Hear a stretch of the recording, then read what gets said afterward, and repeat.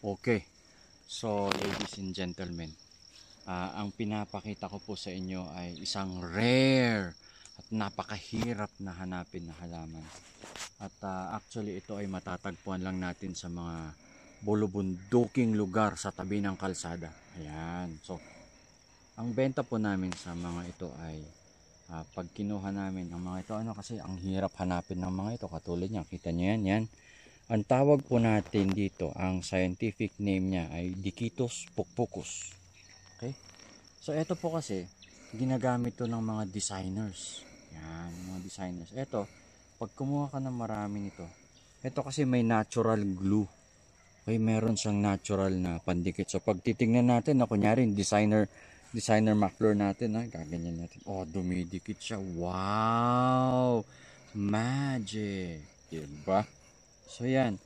Ang problema lang actually natin dito is ayan na. Nako, ang hirap tanggalin kasi mahirap na tanggalin yan.